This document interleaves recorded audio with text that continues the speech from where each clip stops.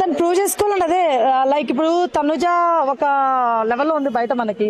So అది అమ్మాయికి తెలుసు. అలాంటి అమ్మాయితో కదా ఈ అమ్మాయి పోటీ పడాల్సింది, కళ్యాణ్ గారితో కాదు కదా. సో అట్లా అనిపించింది.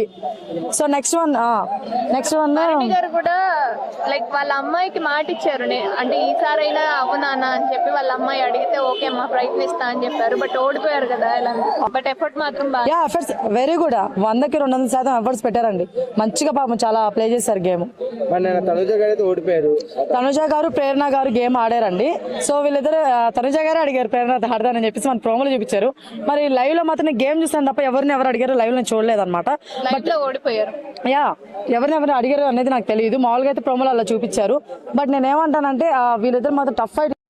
తనుజ గారు మాత్రం నిజం చెప్తున్నా, అబద్ధం కాదు, పిఆర్ఏ అని పక్కన పెడితే సీరియస్ చెప్తున్నాను కాదు, నిజంగానే బాగా ఆడింది. నేను అయింది కదా అంటే లేదండి, ఇప్పుడు మనం అనుకోం కదండి. సో మనం ఖచ్చితంగా బాగా ఆడతామని చెప్పేసి మంచి పోటీ అలానే వెళ్ళింది అనమాట.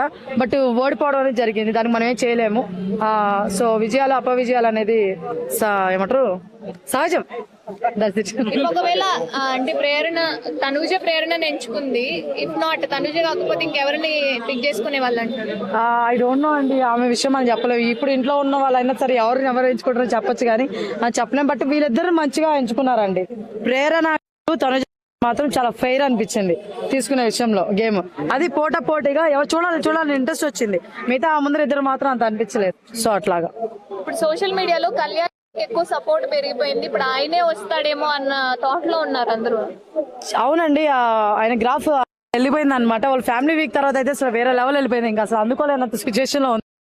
బట్ మన బిగ్ బాస్ గారు అటు ఇటు చేస్తుంటారు సమ్ టైమ్స్ అనమాట. దాన్ని ఎటు చేస్తారో అయితే చూడాలి మనం. అంటే ఎక్కువ సపోర్ట్ చేయట్లేదా బిగ్ బాస్? కళ్యాణ్ కి ఎక్కువ సపోర్ట్ చేయట్లేదు. సపోర్ట్ చేస్తున్నారు కాబట్టి కదా ఇప్పుడు మనకి ఓటింగ్ లో ఎక్కడ కూడా పోలింగ్ లో అయినా ఉన్నారు కదా స్టార్టింగ్. అలా సపోర్ట్ చేయకూడదు అనుకుంటే ఎక్కడ మూల పెడతారు కదండి. అలా ఏం లేదండి. కానీ నేను ఏమన్నా ఎండింగ్ ఏం జరుగుతుందో మనం చెప్పలేము. ఇప్పుడే ట్విస్ట్ పెట్టారండి. ఏ సీజన్ లో పెట్టారు చెప్పండి? ముందు సీజన్ వాళ్ళు తీసుకొని వచ్చి కంటెండర్షిప్ గా ఆడిచ్చింది ఎక్కడ లేదు మనకి, అవునా కదా? బట్ ఈ సీజన్ లో చాలా ట్విస్ట్ పెట్టారు. వైల్డ్ కార్డ్స్ అని చెప్పి చాలా మంది తీసుకొచ్చి మళ్ళీ పోయిన వాళ్ళు లోపల రప్పిస్తారు. ఇలా చాలా ట్విస్ట్ ఉన్నాయి కాబట్టి విన్నింగ్ మూమెంట్ లో ఇంకా ఎన్ని ట్విస్ట్లు పెడతారో మాకు తెలియదు అనమాట. సో వెయిట్ చేస్తున్నాను నేను కూడా. డిమోన్ పవన్ ఆయన గేమ్ పరంగా బాగా ఆడుతున్నారు. కొంచెం గొడవల పరంగా అప్పుడప్పుడు కొంచెం ఇదండి. సంజనా గారు వెళ్ళిపోవడం బెస్ట్. కొంతమంది రీతు గురించి అలా మాట్లాడడం ఎవరేమన్నా నాకు తెలియదండి. నా పరంగా అయితే మాత్రం రాంగ్ అండి. ఎందుకంటే ఒక అమ్మాయి ఇప్పుడు అమ్మాయికి చెప్పాలనుకుంటే ఆమె సైడ్ మామూలుగా మాట్లాడుకున్నప్పుడు చెప్పుంటే బాగుండేదండి. అలా కాకుండా నామినేషన్స్ అనేది మనం పర్టికులర్ ఖచ్చితంగా చూస్తాం. అలాంటి వాటిల్లో పొడిచి చెప్పడం అనేది కరెక్ట్ కాదండి.